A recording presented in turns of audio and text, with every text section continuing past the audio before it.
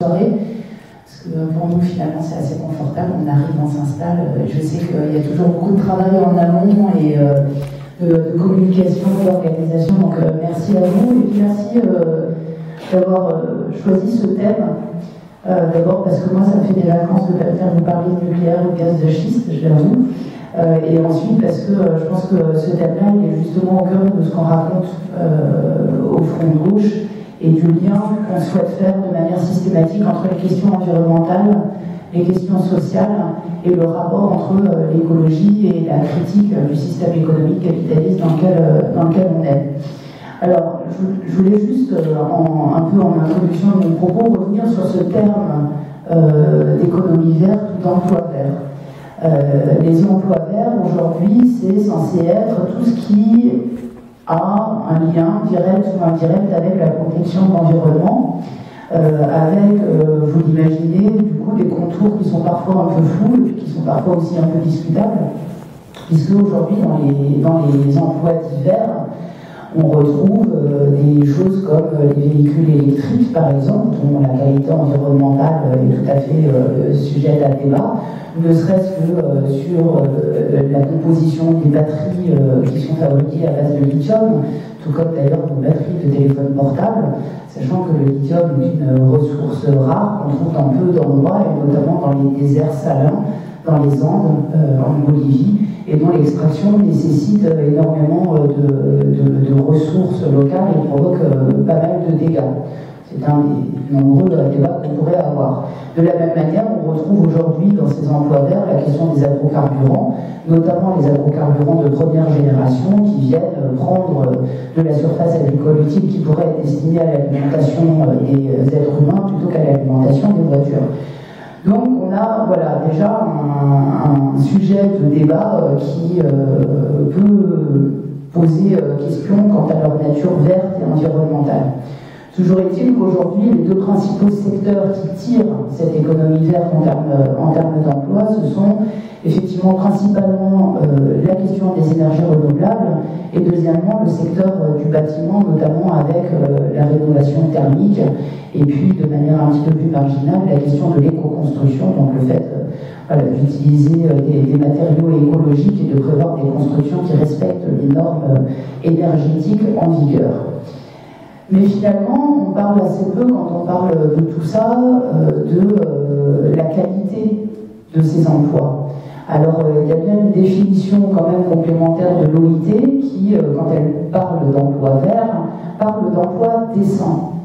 Alors, vous voyez toute la nuance qu'il peut y avoir dans le caractère décent d'un emploi, sachant qu'évidemment, à l'échelle internationale qui est celle de l'OIT, un emploi est considéré comme décent, quand bien même il serait largement en deçà des normes que nous avons, nous, en France, en matière de qualité du travail. Alors ensuite, ces emplois verts, combien sont-ils et quel est leur potentiel? Je reviendrai tout à l'heure sur le chiffrage en termes de création d'emplois qu'on défend nous au Front de Gauche avec notre programme Humain d'abord.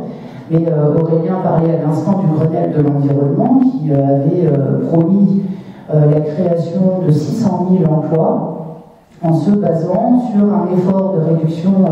des émissions de gaz à effet de serre de l'ordre de 25%. Donc 600 000 emplois avec une réduction de 25% des émissions de gaz à effet de serre. Une autre étude qui avait été commanditée par l'association VVF en 2008 faisait état de presque 700 000 emplois en termes de création, avec là un effort de réduction des émissions de gaz à effet de serre de 30%.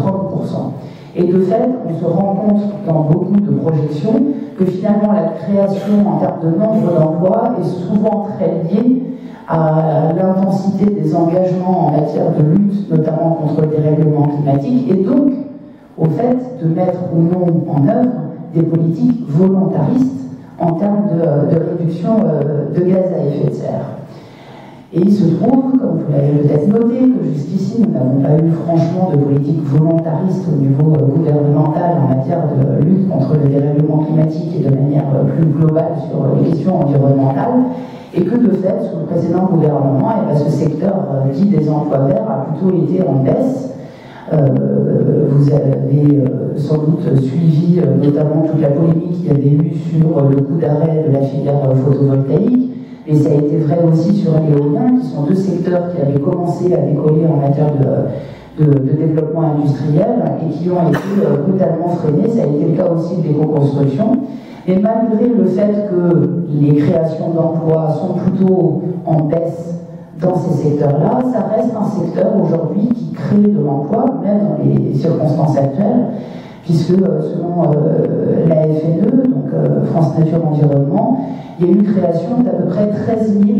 emplois verts en 2 ans. Alors 13 000 emplois, ça ne paraît pas beaucoup à l'échelle nationale, mais c'est à mettre en rapport avec les destructions d'emplois qu'il peut y avoir dans d'autres secteurs,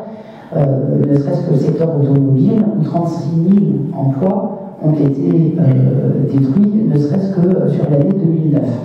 Donc un secteur aujourd'hui qui crée de l'emploi, même si ce n'est que 13 000, ça ne court pas les rues, et vous imaginez que ça nous intéresse. Le problème, c'est que aujourd'hui, ces emplois sont pas forcément créés là où on voudrait et de la manière dont on voudrait. Parce que les premières entreprises qui ont eu à pâtir de ce freinage dans le domaine environnemental des emplois verts, ce sont les petites et moyennes entreprises. Les grosses multinationales,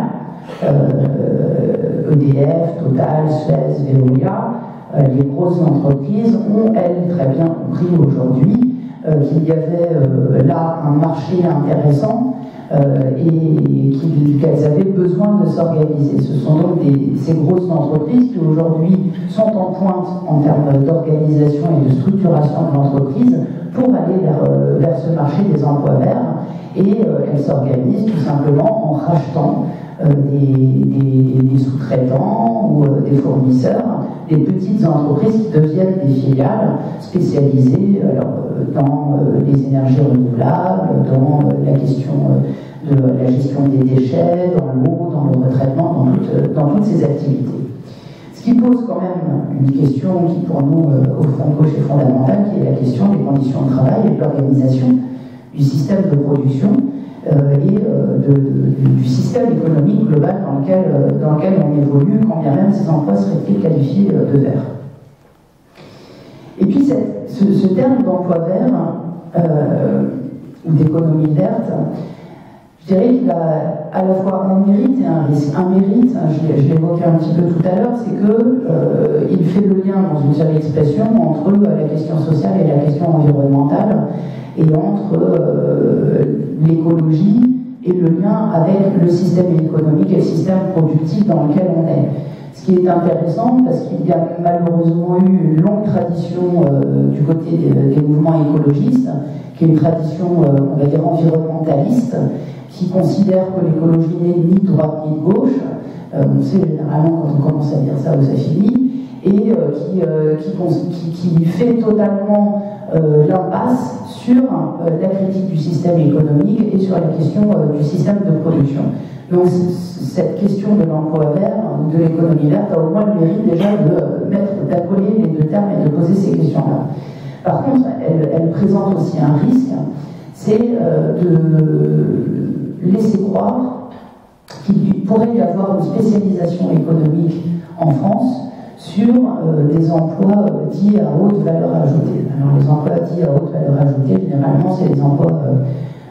de la fameuse ère immatérielle, les emplois de service, voilà, donc tout ce qui serait effectivement non délocalisable selon cette théorie. Le problème, c'est que ça se heurte très rapidement à une réalité, c'est que, quelle que soit la bifurcation écologique que la société comprendra, on aura toujours besoin de verrous et de fourchettes, et donc on aura toujours besoin de produire de l'acier, et puis de le transformer pour avoir des objets manufacturés. Donc toute la question, c'est de savoir si ces objets manufacturés, je prends l'exemple de l'acier parce que c'est un exemple d'actualité, on pourrait parler des vêtements, on pourrait parler de l'agroalimentaire. Toute la question, c'est de savoir si ces produits dont on va continuer à avoir besoin, on continue à accepter qu'ils soient produits à l'autre bout du monde, dans des conditions de travail absolument inacceptables, avec tout ce que ça implique en termes de dumping social, mais aussi de dumping environnemental, parce que généralement, là aussi, ça va de pair, et loin des yeux, loin de tout contrôle en termes de normes et de réglementation, ou si, tout simplement, eh ben, on fait en sorte de relocaliser cette production et de dire que nous devons, et le monde entier doit, parce que ce n'est pas juste franco-français comme problématique, produire au plus près des lieux de consommation et repartir des besoins de la population. Et quand on parle de relocalisation, là encore, on ne peut pas se contenter d'avoir des grands discours idéologiques sur le Made in France et de poser en marinière à la une de certains journaux. Encore faut-il avoir des mesures concrètes à mettre sur la table. La relocalisation, ça ne se fait pas par l'opération du Saint-Esprit, comme pas grand-chose d'autre d'ailleurs. Et donc, on est porteur, nous, au Front de Gauche, d'un certain nombre de mesures qui sont effectivement des mesures de protectionnisme social et écologique, qui n'est pas du tout, comme certains voudraient le faire croire, un mécanisme de repli nationaliste ou identitaire ou que sais-je, parce qu'en faisant ça, on permet aussi aux salariés et aux citoyens d'autres pays d'arrêter d'être les victimes des délocalisations, parce que les victimes, c'est certes les salariés qui sont licenciés chez nous, mais ce sont aussi les travailleurs qui sont exploités ailleurs au monde de ce dumping social. Donc on propose par exemple la critérialisation sociale et écologique des aides publiques qui sont versées aux entreprises privées. Ça c'est vrai au niveau national, c'est vrai aussi au niveau local. Moi je suis élu régional en Rhône-Alpes, je peux vous dire que des subventions publiques à des entreprises privées qui font des profits et qui n'ont pas besoin de l'argent public pour ça, il y en a et qui continuent à être versées. Donc première chose, on met des critères socio-écologiques à ces aides-là. Et puis, deuxième exemple de mesure qu'on pourrait prendre, c'est de mettre en place effectivement des visas sociaux et environnementaux aux frontières, et notamment par exemple une taxe kilométrique sur le transport de marchandises, qui permettrait de commencer à avoir des mécanismes de relocalisation. Ça, c'est pour la relocalisation. L'autre chose, par rapport à ce que je disais, qu'on avait encore besoin de produits manufacturés, et si on suit la logique jusqu'au bout de la relocalisation, ça veut dire réindustrialisation aussi dans notre pays. Mais pas la même. Quand on dit réindustrialisation aujourd'hui, on ne parle pas de revenir à l'ère industrielle et de refaire les mêmes erreurs qu'on a faites par le passé. Nous accompagnons, nos propositions en termes de réindustrialisation, systématiquement de la question de la reconversion industrielle et de 3 critères qui doivent être les critères qui nous servent à guider les politiques publiques en la matière. Le premier, c'est la question de l'utilité sociale de la production. C'est-à-dire repartir des besoins réels de la population et se poser la question de qu'est-ce qu'on produit, avant même de se poser la question de savoir comment on le produit, qu'est-ce qu'on produit. Est-ce qu'on a vraiment aujourd'hui besoin de l'ensemble des produits qui sont sur le marché et qui nous sont vendus par la publicité, par les magazines et par les phénomènes de mode? Donc première question, utilité sociale de la production. Deuxième critère, bien entendu, la question de l'impact environnemental, l'impact environnemental de cette production. Et troisième critère, qu'on oublie là aussi un peu trop souvent, c'est la question de la démocratie sociale de l'entreprise. Comment les décisions sont prises dans l'entreprise? Qui prend ces décisions? C'est toute la tradition des coopératives ouvrières, des SCOP, de l'économie sociale et solidaire, et du principe que ce sont aux salariés de participer à la prise de décision et non pas à des actionnaires et à des fonds de pension américains de prendre des décisions de gestion qui sont ensuite imposées aux travailleurs, qui sont ceux qui font tourner l'entreprise et la production. Donc 3 critères à cette réindustrialisation: l'utilité sociale de la production, l'impact environnemental et puis la question de la démocratie sociale au sein de l'entreprise. Et là, je peux vous assurer qu'on va commencer déjà à sérieusement changer la manière dont l'industrie avance dans ce pays. Et puis, dernière chose, parce que jusqu'ici, moi j'ai fait toute la campagne en parlant des 3 R. Relocalisation, reconversion, réindustrialisation. Et puis, en relisant pourtant des notes que nous avons faites nous-mêmes pour la campagne, mais ce point-là, je ne l'avais pas repris, j'aimerais rajouter un 4e R, qui est la question de la redistribution du travail et de la réduction du temps de travail, en reprenant ce vieux slogan de lutte révolutionnaire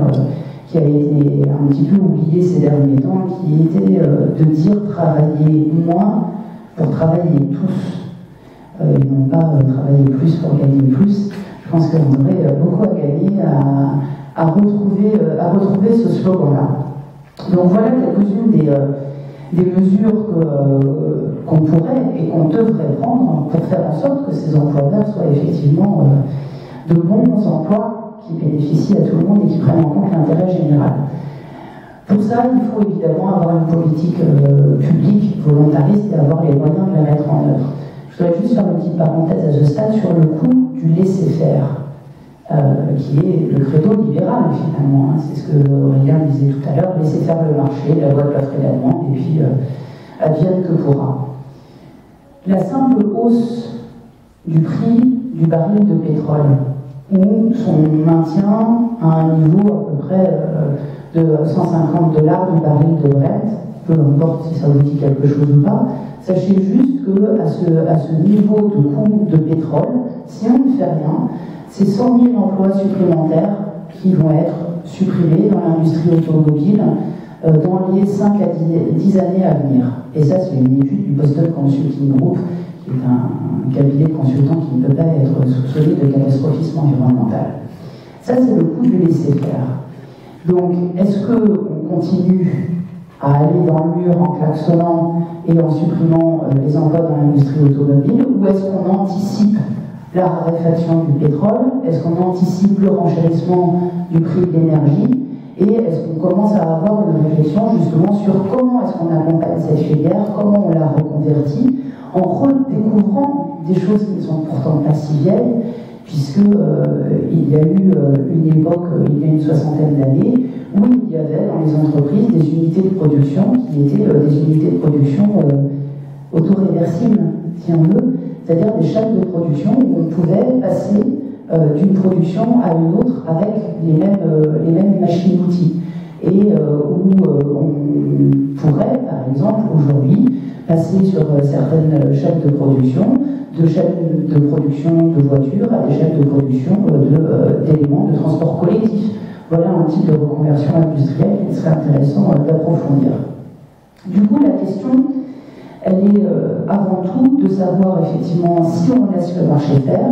ou si au contraire on anticipe les choses et on agit politiquement en matière de politique publique pour créer les emplois là où on en a besoin. Et ça suppose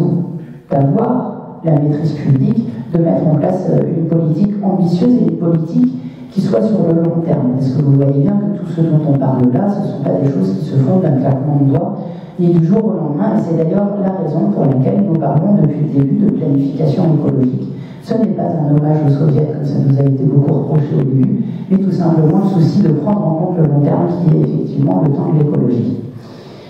Et du coup, en prenant en compte cette planification écologique qu'on a développée dans notre programme Humain d'abord, on a fait une estimation des emplois que ça créerait, et on est arrivé à une estimation de plus d'1 million d'emplois à horizon de 2020 si nous avions été dès maintenant au pouvoir. Alors on décalera de 5 ans, il n'y a pas de souci par rapport à ça. Et donc voilà, on a chiffré cette création d'emplois dans différents secteurs. On n'est pas les seuls à l'avoir fait, hein, et on s'est aussi beaucoup basé sur des sources qui sont communes à toutes les personnes qui aujourd'hui essaient de réfléchir à ces questions-là, à des études qui ont été publiées ou commandées par l'ADEME, par le CNRS, par Syndex et par des associations environnementales comme le WWF par exemple, qui estiment toutes ces études que, par exemple, dans les énergies renouvelables, il y a la possibilité de créer de l'ordre de 300 000 emplois, même si les chiffres varient un peu selon les études, que dans l'efficacité énergétique, et notamment dans la rénovation thermique,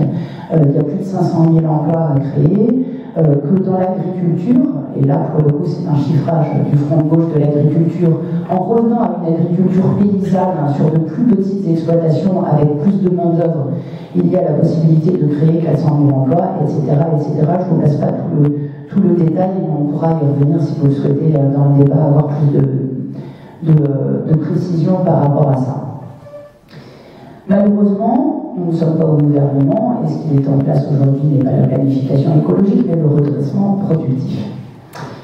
Et la difficulté avec le redressement productif tel qu'il est mis en œuvre aujourd'hui par le gouvernement, c'est qu'il consiste pas beaucoup à anticiper sur le long terme, mais beaucoup à s'agiter de manière un peu épileptique en courant d'une entreprise en lutte à une autre, et en faisant des promesses qui ensuite ne sont pas tenues. Par rapport à ça, je voudrais rebondir sur ce que disait Yves en introduction, c'est que nous sommes dans un contexte, ça ne vous aura pas échappé, d'austérité et de règles d'or, et que nous avons fait campagne pendant la présidentielle et législative, tout à l'inverse, au contraire, sur une relance de l'activité par de l'investissement public et justement par cette planification écologique. Or, aujourd'hui, on n'est évidemment pas du tout dans ce contexte-là, et du coup, tout ce que je vous dis là sur ce qui aurait besoin d'être mis en œuvre sous maîtrise publique, eh bien, est écarté du champ des possibles par la nécessité de réduire ce qui est présenté comme de la dépense publique, ce que nous aurions tendance à considérer comme de l'investissement public. Et du coup, ça coince, et c'est ce qu'on voit dans beaucoup d'entreprises en lutte aujourd'hui, où le gouvernement, au lieu de s'attaquer à la finance, aux banquiers et aux actionnaires, comme nous en avions eu la promesse au Bourget, mais c'est vrai que c'était en début de campagne présidentielle, ne fait pas grand-chose pour soutenir des propositions que nous faisons, que portent nos parlementaires du Front de gauche, sur, par exemple, des nouveaux droits pour les salariés qui permettraient d'avoir un droit de préemption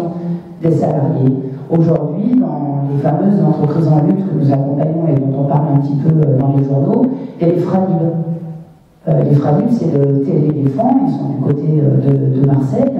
Et les Fralib, ils ont un projet alternatif de reprise par les salariés, qui est bouclé, qui est validé par les experts comptables, qui est viable et qui aujourd'hui ne peut pas être mis en œuvre. Mettons en place un droit de préemption par les salariés, mettons en place un pôle public bancaire qui permette de prêter de l'argent à ces projets de reprise. Ce que ne fait pas aujourd'hui le système bancaire privé, estimant que ce n'est pas assez rentable. Et puis, dans la longue série des entreprises aujourd'hui en lutte, il y a aussi toutes ces entreprises qui continuent à faire des profits, à verser des dividendes à leurs actionnaires et malgré tout à proposer des plans de licenciement. C'est le cas aujourd'hui par exemple de Sanofi, et nous sommes avec le Front de gauche porteur d'une proposition de loi d'interdiction des licenciements boursiers. Voilà encore une chose qui pourrait être mise en œuvre aujourd'hui très rapidement. La proposition de loi existe, elle est sur la table, et j'espère que nous aurons très rapidement l'occasion de voir qui vote en faveur de cette loi et qui s'y oppose. Je rappelle pour l'anecdote que nous avons, lors de la précédente mandature, déposé une proposition de loi de planification écologique qui, à l'époque, avait été votée par l'ensemble des groupes de gauche, Parti Socialiste, Europe Écologie Les Verts et Front de gauche. J'espère que si nous redéposons cette proposition de loi, elle sera à nouveau votée par les mêmes et qu'elle sera donc majoritaire et très rapidement mise en œuvre dans d'autres pays. Voilà, je m'achemine vers la conclusion en faisant le lien avec ces luttes sociales, parce que je crois que c'est un des apports importants qu'il y a eu pendant la campagne, notamment avec un moment qui a été un moment très fort au mois de mars, où nous avons réuni au QG de campagne en région parisienne de Lila, l'usine, des associations environnementales et puis des salariés en lutte qui sont venus présenter leurs projets alternatifs de reprise par les salariés, avec systématiquement un volet incluant ce souci de planification écologique. Et je crois qu'il est grand temps qu'on fasse l'écologie avec les salariés, avec les travailleurs de l'industrie, et non pas sans eux et encore moins contre eux. Et que le mouvement écolo a beaucoup pâti d'un discours culpabilisateur, d'un discours moralisateur, et du fait d'avoir beaucoup pointé du doigt les comportements individuels ou les salariés de l'industrie, et peut-être pas assez regarder du côté des vraies responsabilités, comme le disait Aurélien, que sont le libre-échange, le capitalisme, et ceux qui en tiennent aujourd'hui les ficelles, que sont les financiers et les actionnaires de ces entreprises. Je crois qu'il faut qu'on sorte de cette vision culpabilisatrice, parce que tout ça ne se fera pas sans le monde du travail qui possède les compétences et les savoir-faire pour faire tourner ces entreprises